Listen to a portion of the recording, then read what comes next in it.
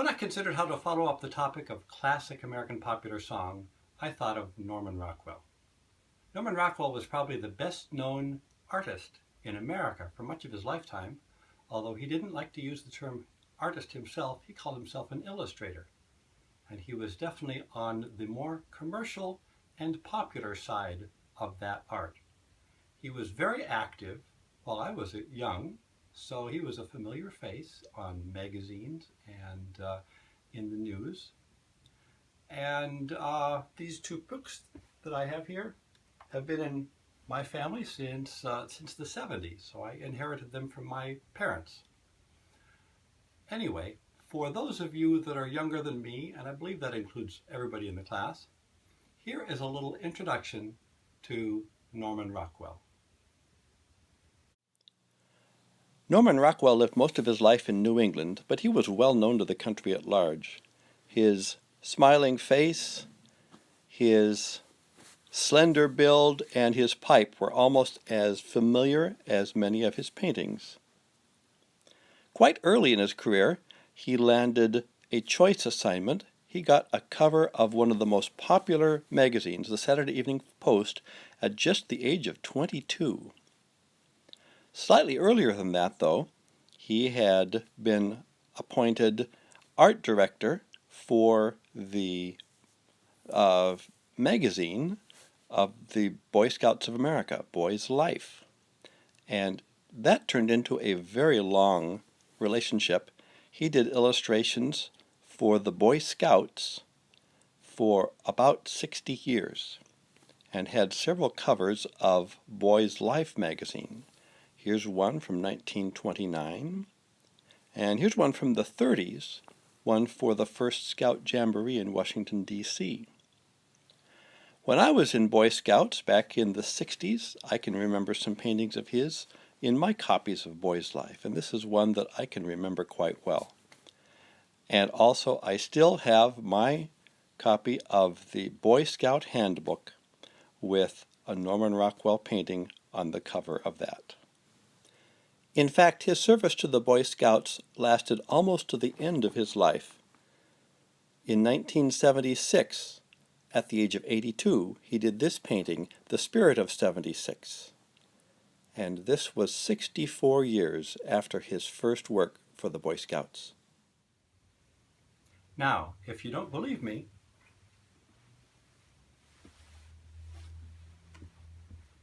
there it is. $1. Third printing, August 1961. I've had it that long. Well, here's a look in a little bit more detail at his commercial and illustrating career.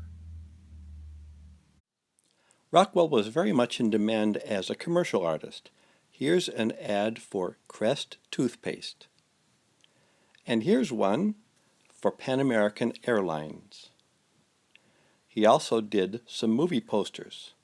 Here's an Orson Welles film, The Magnificent Ambersons, and the cover of an LP record. This one definitely shows his sense of humor. He loved doing Santa Claus. His illustrations for Tom Sawyer and Huckleberry Finn are one of the few book illustration projects that he did. These came out in 1936 and 1940. There's only 16 total. We're going to glance at all of them, and I'd like to read a little bit about what he wrote himself about this particular project. I'm the only illustrator of the Tom Sawyer Huckleberry Finn stories who ever went to Hannibal, Missouri to see the place. I wondered before I went there if I could absorb the feeling that Mark Twain had put into his writing. I certainly tried. The whole town of Hannibal lives in the memories of Tom and Huck, or rather of Mark Twain. He depicted things just as they actually were. The widow who lived on the hill lived on the hill. If the author says it is 20 paces across the street to Becky Thatcher's, it is 20 paces. He tells about sliding down the water pipe, crawling along to the woodshed, and dropping off to the ground. I actually did it myself. When he talks about rolling the rock down the hill, you may be sure he rolled the rock down the hill. In other words, the Tom Sawyer story is truly autobiographical in the sense that even if Mark Twain didn't personally do some of the things attributed to Tom, he understood exactly how Tom would have done them. That made my task as illustrator an exceptionally interesting one. And in fact, he even got lost in the cave. So he did his best to relive the experiences of Tom Sawyer for those pictures. During much of his lifetime, especially in his later years, which coincided with my early years, Norman Rockwell was something of an unofficial but almost official state artist. He did a fair number of portraits of famous people. Here is President Eisenhower about halfway through his term in office, and this is President Kennedy. Actually, it's candidate Kennedy in 1960 before he was elected. Here is a rather nice triple portrait of President Johnson around the mid-1960s, and his successor was President Nixon. Rockwell didn't do a lot of celebrities, but he did a few movie stars. Here is Gary Cooper. The year is 1930, and he's being made up for a part in a Western called The Texan. And 46 years later, he did a formal portrait of John Wayne. Around the same time, he did a rather glamorous portrait of the actress and singer Anne Margaret. He did keep up with current events. He was not a war artist because he never went to a theater of war, but he certainly got a lot of pictures of soldiers returning from the front. So here's a picture called Homecoming GI from 1945. The war is over, and this really tells a story about all these people welcoming the young fellow. And this is another one from the same year. It's called War Hero, and I'm going to spend a little more time on this. The young fellow there is an actual war hero in his hometown of Arlington, Vermont, and the other people around there are actually people in the town. The man who owns the garage is behind the soldier, and the two boys are actually Rockwell's own sons. In 1927, he stayed up all night to finish this cover for Post to celebrate the successful flight of Charles Lindbergh. Then, 42 years later, he did this composite portrait of the Apollo 11 team, trying to get just about every category of person in there, including the three astronauts. In 1964, he created a very famous picture called The Problem We Live With. This was the first black girl who was admitted to an all-white school. And 3 years later, a lovely neighborhood kind of picture called New Kids in the Neighborhood. Of course, Rockwell's best-known works were magazine covers. He seemed to be able to tell a funny story with such skill, almost as if he could take a short story and reduce it down to a single frame and tell everything that needed to be told. Rockwell's very first Post cover capitalized on his sense of humor, taking ordinary people and comic situations. Here's another one, just a few years later, early 20s.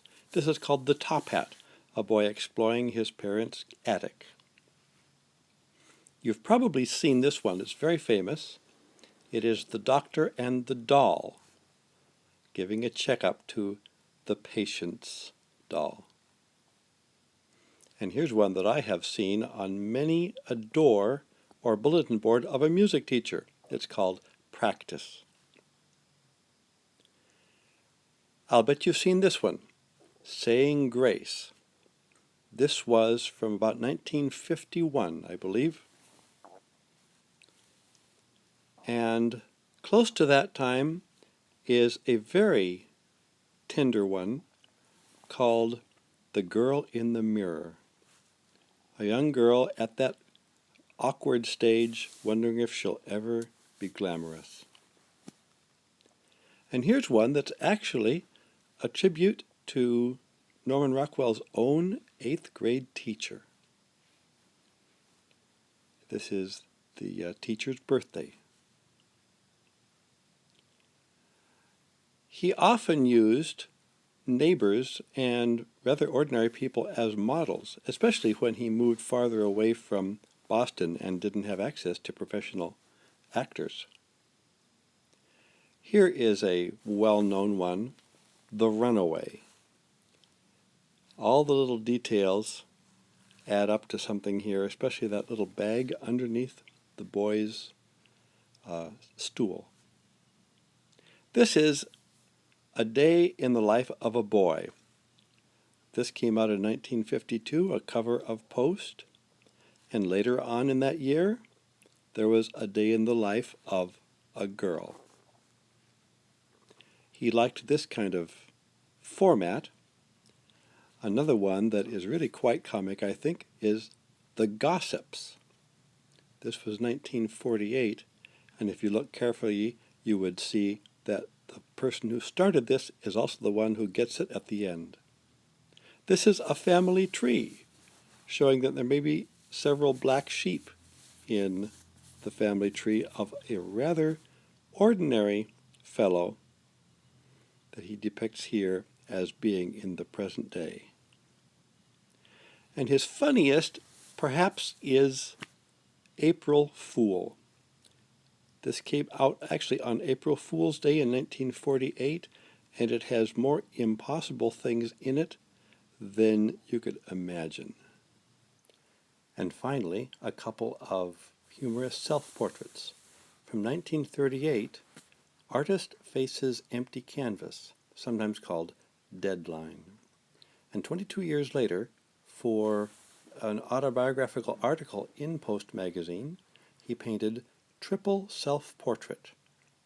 From behind, you see him working. In the mirror, you see him slightly comical. And on the easel, you see him quite sophisticated.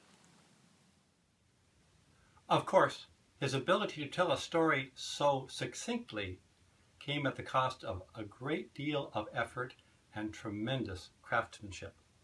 Now, I'm indebted to this book, first published in 1946. We have a 1975 edition of it. And also to some illustrations I found online at this explanation or explication of the way he applied this craftsmanship with his magazine covers and probably for lots of his paintings.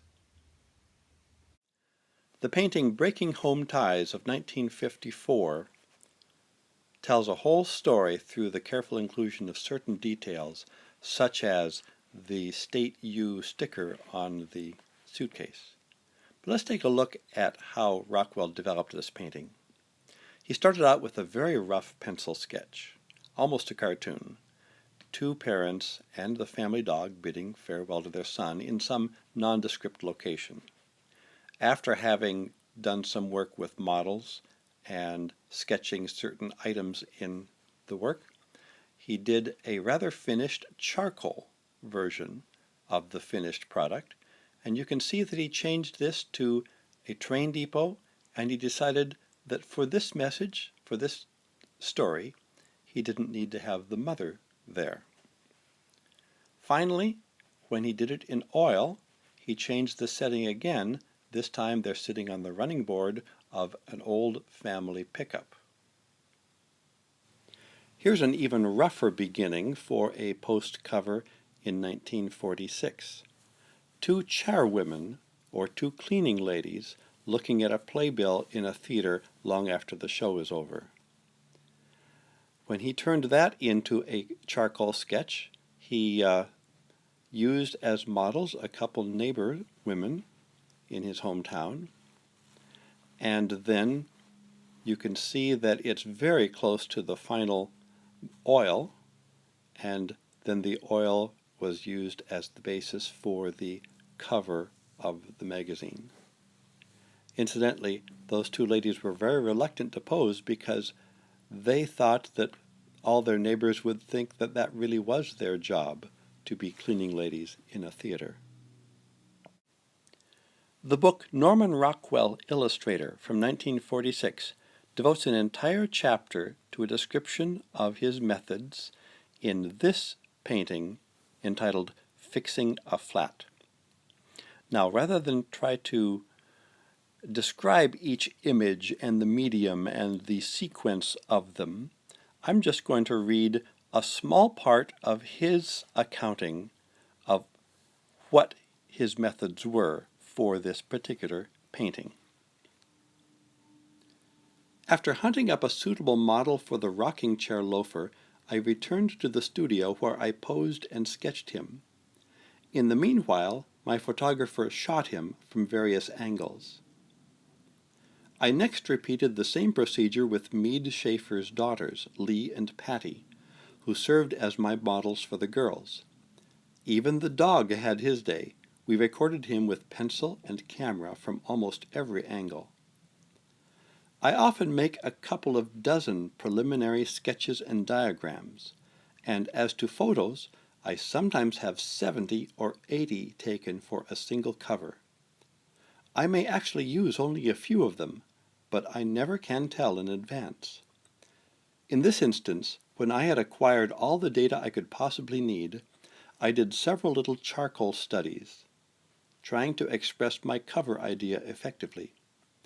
The gag in such a cover must be made so evident that even the casual reader won't fail to get it. The picture must compose well, too. And finally, you can see the finished product based on one of 3 preliminary oil paintings that he made at about 18 inches square. And here is the final post cover. It appeared on the magazine on August 3rd of 1946. I'd like to wrap up this little introduction to Norman Rockwell with a look at his most famous paintings, at least his most famous series of paintings, the 4 Freedoms from 1943. These were inspired by a famous speech by President Franklin Roosevelt. In January of 1941, he gave the State of the Union address.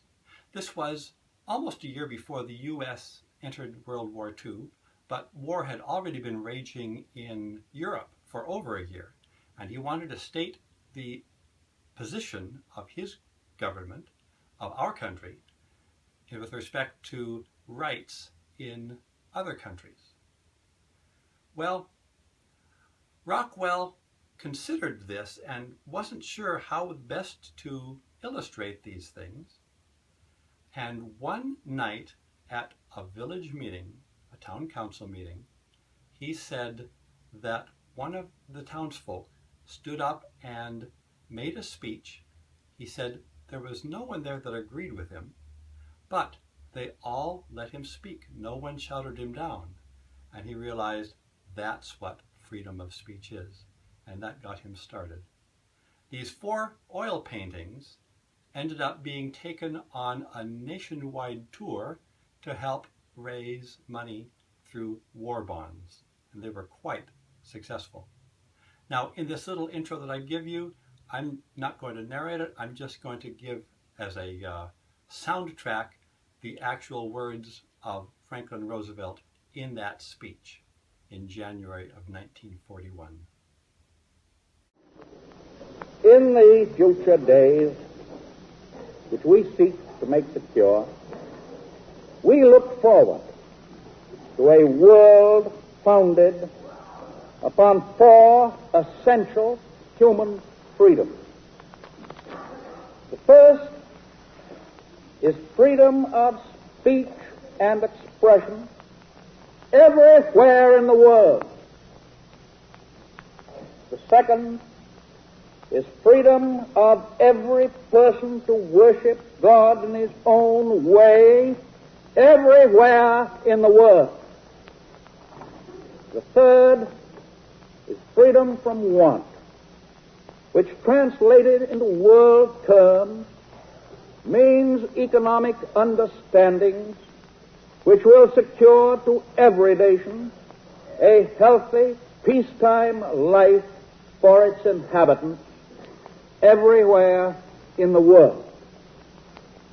The fourth is freedom from fear, which translated into world terms means a worldwide reduction of armaments to such a point and in such a thorough fashion that no nation will be in a position to commit an act of physical aggression against any neighbor anywhere in the world.